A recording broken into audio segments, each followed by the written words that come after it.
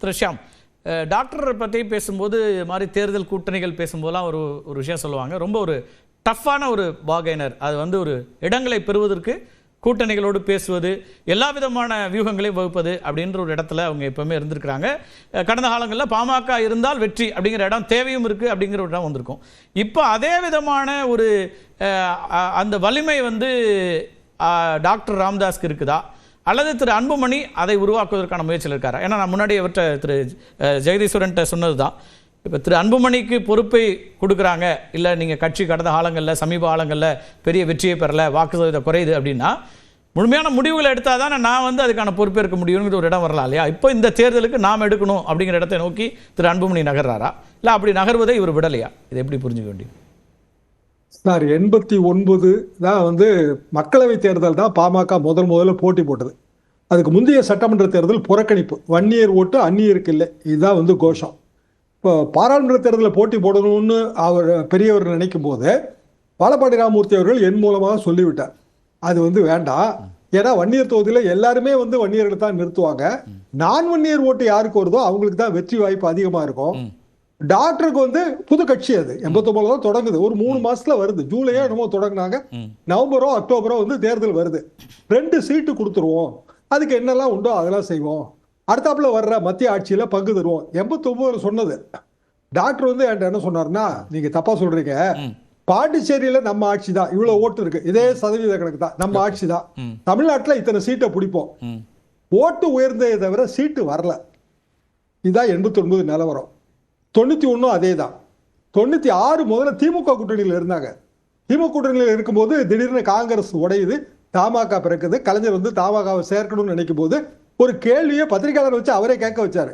அப்படின்னா பாமகவுக்கு எத்தனை சீட்டு தருவீங்கன்னு கலைஞர்கிட்ட ஒருத்தர் கேட்கிறாரு கேள்வி, அதை அவர்கள் தான் சொல்ல வேண்டும்ட்டார் கலைஞர். மறுநாளே வந்து டாக்டர் 40 சீட்டு, இதே 40 கணக்கு தான் சொன்னார், எங்களுக்கு 40 சீட்டு வேணும்னாரு. கலைஞர் உடனே நண்பர்களாக இணைந்தோம், நண்பர்களாக பிரிவோம் சொல்லி அங்கேயே வந்து அந்த கூட்டணியை மாற்றி விட்டுட்டு தமாக கூட்டணி. எதற்காக நான் இதை சொல்றேன் அப்படின்னா, அன்றைய நிலைமைக்கு இன்றைய நிலைமையில டிஜிட்டல் ஏரா, நீங்க சொன்னதுதான், it is a mass manipulation of public opinion. Okay, அப்படிதான் டிஜிட்டல் ஏரா இருக்கும். கரெக்ட். அப்போ ஒரு புதிய தலைமுறை வந்து உள்ள வந்தாச்சு, களத்துக்குள்ள வந்தாச்சு. அன்புமணி அவர்கள் எப்படி அவர் பணியாற்றி இருக்கிறார் 1000 விமர்சனம் இருந்தாலும், அவரை பொறுத்த வரைக்கும் தர்மபுரியிலையோ கிருஷ்ணகிரியிலையோ நீங்க கட்சிக்காரர்களோட எல்லா இல்ல நிகழ்ச்சிகளுக்கும் டாக்டர் அன்புமணி அவர்களோ அல்லது அவரது குடும்பத்தை சேர்ந்தவர்களோ கண்டிப்பாக கலந்து கொள்கிறார்கள். இப்போ அவர்களது மனைவியார் 2004, இன்றைக்கு 21 வருஷத்துக்கு முன்னாடி லைலா காலேஜில் வந்து மீடியா சம்பந்தமான கருத்தரங்க சார், 3 நாள் ஏற்பாடு, நானும் அதில் இருக்கிற ஒரு கமிட்டி மெம்பர், அவங்களும் ஒரு கமிட்டி மெம்பர், ஃபாதர் ராஜநாயக ஏற்பாடு. 3 நாள் அவங்க ஒர்க் பண்ணாங்க. அதாவது 2004 இருந்தே அவங்க எல்லாரும் இந்த லீடர்ஷிப் பொசிஷனுக்கு தயாரா இருக்காங்க. அதுக்கப்புறம் தான் டாக்டர் மாற்றி கொடுக்குறாரு. அவரோட ஏஜ் இது காரணமாக அவர் மாற்றி கொடுத்தாச்சு. மாற்றி கொடுத்து அது கட்சி வளர்ந்துருக்கு தேஞ்சிருக்குங்கிறது வேற விஷயம். ஆனால் அதற்கான வேலை வந்து அன்புமணி அவர்களோ அவரது குடும்பத்தினரோ பார்க்கலன்னு நான் சொல்லவே மாட்டேன். கண்டிப்பாக அவர்கள் வந்து அந்த பணியை செய்திருக்கிறார்கள். வந்து நீங்க சொன்ன மாதிரி சார், ஒரு டிஜிட்டல் ஏரால இன்னொரு முக்கியமான அம்சம் தேவைப்படுறதா இருக்கிறது இந்த நரேஷன். ஒரு கட்சி வெற்றிகரமான ஒரு கட்சியாக இருக்குது, அல்லது அந்த தலைமை ரொம்ப வந்து ஒரு ஸ்ட்ராங்கான ஒரு லீடர்ஷிப்பாக இருக்குது, மக்களை ஈர்க்கக்கூடியதாக இருக்குது, இப்படியான நரேட்டிவில் வெற்றியை நோக்கி போகக்கூடியது அப்படிங்கிற இடத்துல அதை எந்த அளவுக்கு இவங்க கொண்டு வந்திருக்கார் டாக்டர் அன்புமணி, அல்லது அதை நோக்கின பயணம் இருக்கிறதா? இவருக்கு இப்போ என்ன தேவை இருக்குது? டாக்டர் அன்புமணி ஏன் முரண்பட வேண்டியிருக்கு? அவருக்கு ஒன்றும் அவசியம் இல்லை, அவர் வந்து அவங்க தந்தையாரோடு அவர் வந்து ஒன்றா இணைஞ்சு போகலாம். ஆனால் இன்னைக்கு இந்த கூட்டத்தை டாக்டர் ராமதாஸ் தான் கூப்பிட்றாரு, அன்புமணி அழைக்கலை. அப்போ இவருக்கு ஒரு நெருக்கடியை கொடுக்கக்கூடிய ஒரு விதமாக தான் அது மாறுது. அப்படின்னா அதை வந்து எதிர்கொள்ள வேண்டிய ஒரு இடத்துக்கு தள்ளப்படுறாருல டாக்டர் அன்புமணி. அதை அப்படி பார்க்க வேண்டியிருக்கா? இந்த இடத்துக்கு நகர்த்துவது சீனியர் டாக்டர் ராமதாஸ்.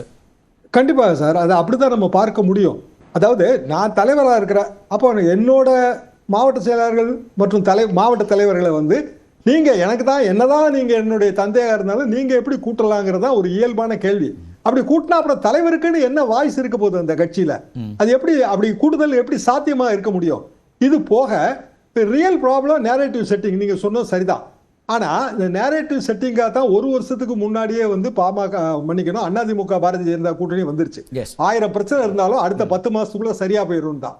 அதே மாதிரி ஒரு வருஷம் இருக்குங்கிறதுனால தான் டாக்டரும் இப்போ வந்து முகுந்தன் அவர்களை வந்து உள்ள கொண்டு வர்றாரு. 1000 தான் பிரச்சனை இருந்தாலும் நீர் அடித்து நீர் விலகாது, குடும்பத்துக்குள்ள என்ன பெரிய சண்டை இருக்க போது, ஒரு 10 மாசத்துக்குள்ள எல்லாம் சரியாயிரும், கடைசி 3 மாசம் நேரேட்டிவ் பில்டப் பண்ணாலே போதும்.